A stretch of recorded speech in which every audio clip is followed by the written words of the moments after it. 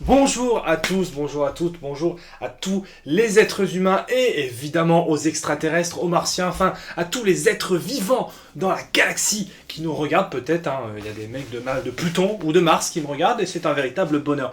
Aujourd'hui, vous vous dites: oh là là, mais Captain Melboy, 2 vidéos dans ton week-end, mais tu es extrêmement productif. Oui, je sais, c'est mon côté perfectionniste. Non, aujourd'hui je suis extrêmement content de vous retrouver pour cette vidéo parce que aujourd'hui, après plus de à peu près 3-4 mois je crois, ou peut-être un peu moins, ouais, 3 mois à regarder Doctor House, on va enfin faire la critique des 8 saisons de Doctor House, juste après le générique. Elle a kiffé la mélo, là je suis dans le thème, je suis dans ça.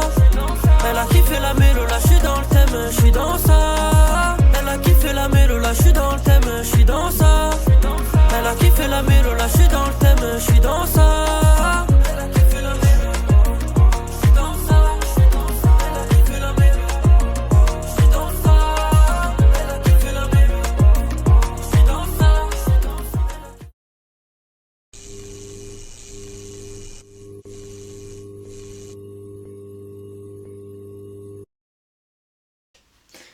Doctor House, donc, série, je ne sais plus parler, c'est le stress. Série complètement phare des années 2000-2010, parce que c'est une série qui s'est finie en 2008, il me semble. Donc, qui a commencé dans les années 2000, bien, le calcul mental parfait. C'est une série que j'ai plutôt bien aimée, en vrai de vrai, qui est quand même une excellente série, au même titre que d'autres séries des années 2000, comme Malcolm, Buffy contre les vampires, Smallville, Sherlock, etc., etc., etc. C'est une série qui a plein de sous-couches, qui a plein de sujets extrêmement intéressants, et que j'ai regardé à la base pour une seule et unique raison, parce que je regardais une vidéo de Link the Sun, une vidéo sur Sherlock Holmes, et il disait: oui, alors en fait, Dr House, c'est Sherlock Holmes dans la médecine. Et je me dis, pas mal ça, Sherlock Holmes dans l'univers de la médecine, je suis hypochondriaque, super. Parce qu'il faut savoir que quand j'étais au lycée, donc à savoir, j'avais 18 ans, 19 ans, j'ai essayé de regarder Doctor House, sauf que je faisais ce qu'on appelle des crises de stress, des crises d'angoisse, à peine l'épisode commençait, puisque j'étais extrêmement hypochondriaque et que je n'arrivais pas à finir l'épisode. Maintenant, je suis encore stressé, je fais encore des crises d'angoisse, mais c'est sur d'autres trucs, donc ça va. Donc j'ai réussi à regarder toute la série, et donc c'est une série qui m'a énormément plu, surtout rapport à 2 choses, à savoir que c'est la meilleure série médicale qui existe de toute l'histoire et qui n'existera de tous les temps, parce qu'on va la comparer à une autre série, à savoir Grey's Anatomy, qui en est à sa 40 ou 42e saison, je sais plus trop. Alors, Grey's Anatomy, je sais ce que certains de mes détractrices, certains de mes fans féminines vont me dire: oui, c'est quand même une série qui met en avant beaucoup de personnages féminins très forts. Je suis d'accord. De ce point de vue-là, Grey's Anatomy est une série très féministe. Néanmoins, c'est quand même une série où une scène sur 2, tout le monde se baise. Pour dire les termes clairement, Grey's Anatomy, c'est: alors oui, mon patient a un cancer, mais je vais quand même aller baiser le professeur. Il n'y a pas un personnage dans Grey's Anatomy qui n'a pas baisé avec un autre. Tout le monde, l'hôpital de Grey's Anatomy, tout le monde s'est refilé des MST, c'est une catastrophe. Alors que dans Doctor House, vu qu'il y a beaucoup moins de personnages, vu qu'il y a moins de saisons, ça reste plus condensé et donc des relations plus longues et plus travaillées. Et le point fort numéro 1 de Doctor House, c'est un point qui ne va pas parler à tout le monde, mais moi qui m'a énormément parlé, surtout que c'est une série des années 2000, c'est que c'est une série de mise en scène. On rappelle que c'est donc produit par Bryan Singer, avant qu'il soit cancel évidemment, le gars qui a réalisé X-Men 1, X-Men 2, X-Men Days of Future Past, X-Men Apocalypse, donc quand même un grand nom d'Hollywood. Il a également réalisé Usual Suspect. Donc quand tu vois que c'est lui qui produit, tu te dis, déjà il y a un truc, Mais c'est une série avec des plans de fou, en termes de décor, d'éclairage, de mise en scène, de mouvement de caméra, d'idées de cinéma, en fait, tout simplement. Il y a toujours, même si l'épisode est rincé, que c'est des épisodes éclatés, puisqu'il y en a des épisodes nuls, comme dans toutes les séries, eh bien, il y a toujours un truc à sauver. Il y a toujours un plan, une idée d'éclairage, une idée d'interprétation, une idée de jeu, un dialogue. Il y a toujours quelque chose qui se passe dans les épisodes, et c'est déjà très appréciable, parce que si on prend toutes les séries des années 2000 comme ça, là, les enquêtes criminelles, New York section spéciale Los Angeles, les experts, Grey's Anatomy, Smallville, Buffy contre les vampires, Malcolm, non, pas Malcolm. Mais 90% des séries cultes des années 2000, ce que j'appelle les séries TF1 et M6, parce que c'était des séries qu'on trouvait un petit peu éclatées, c'est des séries qui peuvent être agréables, mais qui n'ont pas tout le temps des idées de mise en scène. Parce que je suis désolé, regardez Grey's Anatomy, c'est peut-être très bien écrit et très bien joué. Ce n'est pas le cas, mais vous avez le droit de penser ça. Il n'y a pas une idée de cinéma dans Grey's Anatomy. Il n'y a pas une idée de mise en scène, il n'y a pas une idée de plan. C'est vide. Là, certes, on est dans un hôpital, mais c'est un hôpital, il y a de la couleur, il y a de la vie, il y a des contrastes, il y a des idées de photographie. Le deuxième point extrêmement intéressant, c'est que, en fait, l'écriture des personnages, des épisodes, l'écriture de la série est extrêmement intéressant parce que la série part avec deux postulats de base, à savoir, et si on faisait Sherlock Holmes dans l'univers de la médecine, donc à savoir que chaque épisode, ou presque, va se dérouler comme un épisode d'une enquête policière, c'est-à-dire que, je prends un exemple genre Mentaliste, tu vois par exemple, ou Lie to Me, ce genre de truc, il y a un crime. Cambriolage, meurtre, assassinat, ce que tu veux. On voit le crime, générique, on voit le héros, ils partent sur des indices, puis des fausses pistes, puis re-indices, puis des fausses pistes, et ils arrivent à résoudre l'énigme. Sherlock, de la BBC, c'est pareil. Elementary, le truc de Sherlock Holmes, c'est pareil. Là, Dr House, c'est exactement la même construction scénaristique. À savoir, on a ce qu'on appelle l'intro de l'épisode, alors on nous présente le cas, on nous présente le patient ou la patiente, je sais pas, par exemple, Gwendoline qui est en train de faire des muffins dans sa petite pâtisserie, puis elle fait un malaise, générique, on nous présente le Dr House qui est en train de ken avec une prostituée ou une stripteaseuse, puis hop, il est appelé, hop, et voilà. Et là, après, il part sur le diagnostic. Moi, je pense que c'est peut-être une tumeur. Non, c'est peut-être une infection à l'épine maïs. C'est pas possible, c'est peut-être, je pense, une sarcoïdose ou une défaillance hépatique. Ok, alors vous me faites un IRM, un scanner et patati et patata. Voilà. Donc c'est déjà une construction scénaristique très classique, mais qui fonctionne. Qui fonctionne parce que artistiquement derrière, même si les premières saisons, je trouve que, et c'est un truc que moi personnellement m'a un peu, pas déçu, mais qui m'a un peu désarçonné, c'est que les premières saisons sont plus orientées comiques, on va dire, parce que le Dr House est un énorme connard. Mais vraiment, c'est pas le type de... Alors, à part dans le dernier épisode, certes, en 8 saisons, il évolue, il y a une évolution de personnage, ça devient un peu moins un connard, mais un connard quand même. Et c'est pas, comment dirais-je, les connards comme dans The Boys, comme Billy Butcher, ou Soldier Boy, ou Barney Stinson dans How I Met Your Mother, qui sont des connards, mais qui ont quand même un grand cœur, qui ont quand même un bon fond. Lui, il n'a pas de bon fond. Il a brisé des familles, il a brisé des mariages, il a manipulé des gens il manipule les gens pour parvenir à ses fins. Il prend de la drogue. Oui et non. Il a un problème à la jambe et il a une canne. Ça, c'est vraiment la caractéristique principale du personnage, c'est que avant même le début de la série, il a fait un infarctus de la jambe. Ne me posez pas de questions, je ne suis pas médecin. Bref. Et du coup, on lui a fait une opération, et du coup, il boite. Et du coup, pour supporter la douleur, il prend de la Vicodine. C'est une sorte d'analgésique, mais un peu de la drogue, si tu veux. Et du coup, il est ce qu'on appelle dans le milieu un toxico. Et c'est un truc, et c'est d'ailleurs, je pense, ma saison peut-être préférée. La saison 6 commence avec Dr House qui essaye de comment on appelle ça ? D'être clean, de se détacher de la Vicodine, à savoir d'arrêter définitivement la Vicodine, puisqu'il a commencé à avoir des hallucinations, enfin bref, il commence à être vraiment dans la merde, finalement. Et donc les 2 premiers épisodes de la saison 6 se passent dans un asile psychiatrique où il parle avec le psy, et c'est pour moi les meilleures scènes qui ont été données de la série, parce que c'est là où on voit House sans son cynisme, sans son humour extrêmement limite, parce que c'est un humour c'est un humour de clash, c'est-à-dire qu'il clash tout le monde, parce qu'en fait c'est un vieux aigri, que sa vie c'est de la merde, qui souffre tout le temps, et que du coup il s'en prend à tout le monde, parce que voilà.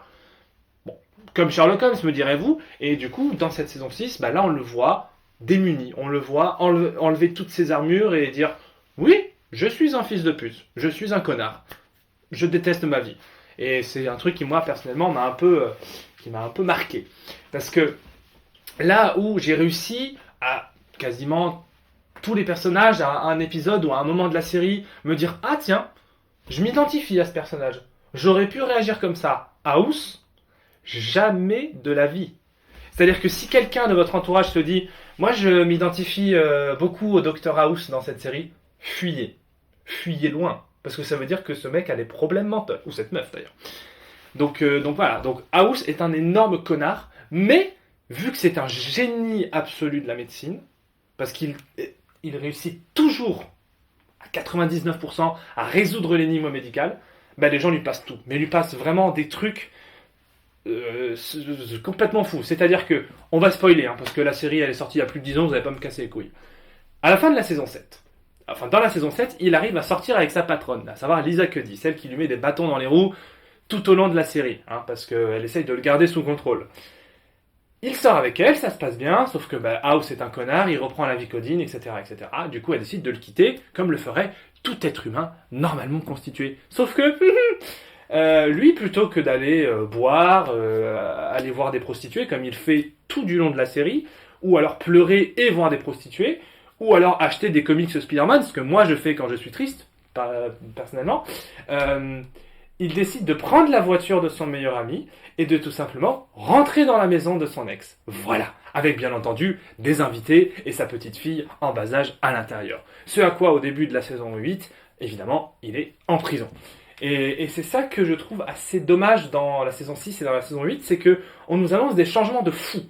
Genre, début de la saison 8, House a fait potentiellement la plus grosse connerie de toute la série, à savoir essayer de tuer des gens. Et il reste en prison pendant 2 épisodes. Je trouve ça dommage.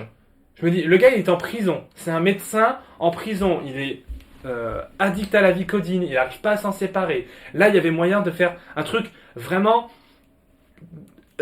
touchant, d'essayer de le voir purger sa peine de prison. Et au final, au bout de 2 épisodes, il y a Foreman qui arrive en mode ok, maintenant c'est moi le patron de l'hôpital, je peux te libérer de prison, mais tu bosses pour moi.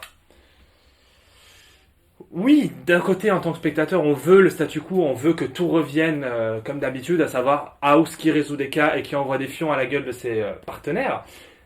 Néanmoins, je trouve que voilà, plus on va vers la fin de la saison, la fin de la série, de la saison 5, 6, 7 et 8, plus on se dirige vers vraiment une série foncièrement dramatique. Et c'est pas négatif, c'est une direction comme une autre. Moi, ça m'a un peu moins touché, à part le tout dernier épisode que j'ai vu vraiment tout à l'heure. Donc là, c'est une réaction à chaud. Je trouve que voilà, c'est une série qui est extrêmement intéressante sur ses personnages, sur l'écriture de ses personnages. On a du coup House qui est un peu entouré d'une espèce d'équipe de médecins. Donc on a une équipe qui va changer 3 fois quasi en cours de la série. Donc la première équipe, on a donc Foreman qui est donc le Renoir, le neurochirurgien. On a, je ne sais plus comment elle s'appelle, mais la meuf blonde, je sais plus son prénom parce qu'elle est dans les premières saisons, qui est donc une allergologue, je crois, quelque chose comme ça. Et on a le chirurgien Chase, Robert Chase, l'Australien, la belle gueule, là, le beau gosse des années 2000, comme on l'appelle, qui aura fait craquer plus d'une, n'est-ce pas?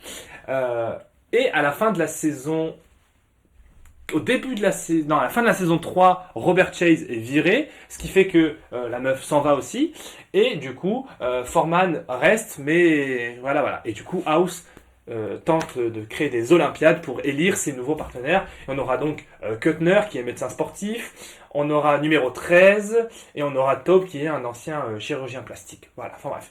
L'équipe va changer et dans la saison 8, je sais plus parler. La saison 8, on a potentiellement le deuxième meilleur personnage de la série pour moi, à savoir le personnage du docteur Park. Celle qui a les petites lunettes parce qu'elle est juste mignonne, elle est très gentille, elle est adorable, un personnage rempli de lumière et d'humanité. Parce que ce qu'il faut dire, et d'ailleurs c'est Foreman et Chase le disent plusieurs fois dans la série, c'est qu'à force de travailler avec House, tu finis par avoir finalement un mépris des règles, un mépris des conventions sociales, parce que, en fait, et ça pose aussi beaucoup de questions sur les codes de la déontologie médicale. Essayez de le placer quand vous êtes bourré, ce mot, vous allez voir, c'est pas facile. Déontologie médicale. Parce que House veut à tout prix sauver le patient. Même si parfois, il faut faire des compromis en mode frérot, t'as une infection, on peut te soigner, mais tu vas devenir aveugle. Bah non, en fait, moi j'ai pas envie. Bref, ce genre de dilemme-là. Et du coup, bah, des fois, les patients ne veulent pas et préfèrent crever. Et du coup, House essaye de les raisonner. Et du coup, dans leurs enquêtes médicales, n'est-ce pas, il faut faire parfois des choses qui sont à la limite de la légalité, voire pas légales du tout. Genre, dire au patient que tu lui donnes un Doliprane, alors qu'en fait tu lui donnes de la codéine. Aller entrer par effraction chez le patient pour voir s'il ne cache pas de la cocaïne ou des trucs infectieux. Ce genre de choses-là. Donc c'est une série qui pose beaucoup de questions sur la morale des médecins, et notamment l'équipe de House qui finit à la fin par être quasiment aussi pourri que lui, mais quand même, ils sont quand même un peu mieux, on va pas se mentir. Bref. Donc tout ça pour vous dire que vraiment, j'en suis à combien 14 minutes de vidéo, c'est hyper long. Doctor House, c'est donc une série qui est aussi, et ce sera mon prochain point, énormément ancrée dans les années 2000.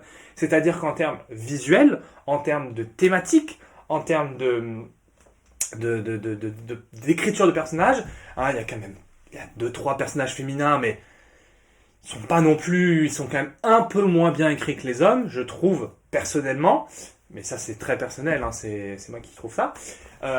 C'est une série qui est quand même très ancrée, c'est-à-dire c'est un peu macho, les mecs ils se tapent plein de meufs, voilà, et nanana, ils vont dans les clubs de striptease et ça boit des coups et ça mate des culs. Bon, c'est pas non plus le truc le plus féministe qui existe.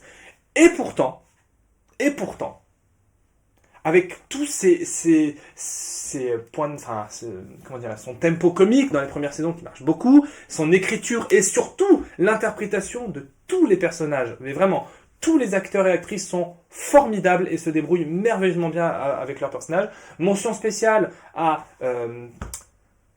Robert Sean Leonard, qui joue donc le meilleur ami de House, et pourtant c'est vraiment pas facile parce que vraiment House lui a fait des crasses assez sales. À savoir le docteur James Wilson, qui est le meilleur personnage de la série, puisque c'est un personnage de pure lumière. C'est-à-dire que, au contraire de House, qui est aigri, dépressif, accro à la Vicodine, des fois même il est alcoolique, il se drogue à l'héroïne pour soulager sa jambe, qui voit des call girls. Alors, attention, voir des prostituées, c'est génial. Chacun fait ce qu'il veut de sa vie, il n'y a aucun problème. Moi, j'adore ça. Vive le cul, c'est génial. Bref, on revient à la série. Wilson est l'exact inverse de House. Même si lui aussi des fois a fait des actes un peu limites pour pouvoir sauver des patients, ça reste quand même un condensé vraiment de lumière pure et d'humanité pure. Et c'est pour ça que moi c'est vraiment le personnage auquel je me suis le plus identifié, parce que Wilson pendant 8 saisons reste pote avec Dr House, alors que vraiment il y a quand même des moments où il y aurait pu avoir une rupture d'amitié. Pour vous donner un ordre d'idée, hein, juste comme ça, vers la fin de la saison 8, donc vers la fin de la série, Wilson se sent seul et il a un peu plus de 40 ans, enfin il va avoir 40 ans, et il se dit putain j'aurais bien voulu avoir un gosse. Que va faire House? Il va engager un acteur enfant pour lui faire croire qu'il a un fils caché. C'est le truc le plus sordide, c'est dégueulasse. Et pourtant, Wilson ne lui en veut pas, hein. Il est en mode ben merci, hein. Bref, donc tout ça pour dire que vraiment les comportements dans cette série, et ça pourrait être un sujet de vidéo à part entière, hein, parce qu'il y a eu des trucs à dire. Hein. Mais ce sera mon ultime point avant ma conclusion. Doctor House est la meilleure série médicale qui existe et qui n'existera jamais, puisque c'est une série qui est extrêmement diversifiée. C'est-à-dire que même en y réfléchissant bien, sur un peu plus de 160 épisodes, il n'y a jamais eu, deux cas qui se ressemblaient. C'est-à-dire que, alors à part quand il y a des infections, des virus, des trucs comme ça, où là il y a plusieurs personnes touchées, notamment je crois que c'est dans l'épisode 3 de la saison 1, où c'est des enfants, des nouveau-nés qui meurent, on ne sait pas pour une raison qu'on ne connaît pas, parce qu'en fait c'était la vieille dame qui se grattait les couilles. On n'en parlera pas de ça. Bref, tout ça pour vous dire que, au contraire de Grey's Anatomy, où je vous jure que c'est... Grey's Anatomy, j'ai regardé 5 saisons. Donc là, les haters de Grey's Anatomy, soyez avec moi. Parce que Grey's Anatomy, non seulement ça parle que de bites et de cul, mais vraiment, une scène sur deux, ça baise. Alors, c'est pas pour me déplaire, hein, mais c'est pas une série médicale, c'est une série de baise. 2, Grey's Anatomy, tous les cas, mais quasiment tous les cas, c'est des cancers. Des cancers du cœur, cancer du cerveau, cancer des testicules, cancer du pied, cancer de l'os, tout ce que tu veux. Là, dans Dr House, il y a un nombre de maladies, mais que moi-même, je ne connaissais pas. Alors, peut-être qu'il y a des maladies qui sont inventées, parce que, je suis désolé, mais par exemple, dans l'un des derniers épisodes, il y a un gars, il a un arbre qui lui pousse dans le cou. Bon, désolé, mais je suis pas sûr que ça existe, ça. Donc, il y a un nombre d'infections, de maladies, de trucs. Chaque épisode est différent. C'est-à-dire qu'on a eu des petits-enfants, on a eu des garçons, des filles, on a eu des toxicos, on a eu des meufs qui ont fugué, on a eu des acteurs porno, des chefs d'entreprise, des banquiers, des avocats. On a même eu des personnes de la série qui ont été malades. On a eu Chase qui s'est fait poignarder, on a eu Dr House qui a eu, à un moment donné, il était malade parce qu'il s'est fait tirer dessus. On a eu, comment ça s'appelle Foreman qui a eu une infection avec des verres d'eau stagnante. Donc, tous les patients... On a eu Lisa Cuddy aussi, évidemment. Donc, de l'équipe de House, il y a aussi des gens qui ont été malades à un moment donné. Donc, il y a eu un nombre d'écritures et un nombre de variations différentes que je trouve exceptionnel sur 160 épisodes. Alors que Grey's Anatomy, quand on est à 15 000, 20 000 épisodes, je sais plus, quelque chose comme ça. Grey's Anatomy, 50, même 90% du temps, c'est des cancers. Donc au bout d'un moment, c'est intéressant, mais trouver autre chose, quoi. Donc, vous l'aurez compris, je n'aime pas Grey's Anatomy. Bref, tout ça pour vous dire, parce qu'on en est à 47 minutes de vidéo, donc là, ça va être une catastrophe pour les vues. Dr House est, au contraire, de Good Doctor, qui est, bon, pas une mauvaise série, mais pas non plus ouf. Grey's Anatomy, Chicago Med, Urgence, tout ce que vous, enfin toutes les séries médicales, c'est la meilleure parce que c'est elle qui a la meilleure mise en scène, la meilleure écriture, la meilleure interprétation et enfin le meilleur côté artistique à tous les niveaux. Bref, c'était Captain Hellboy, Dr House, c'est super et vive Wilson. Allez, peace.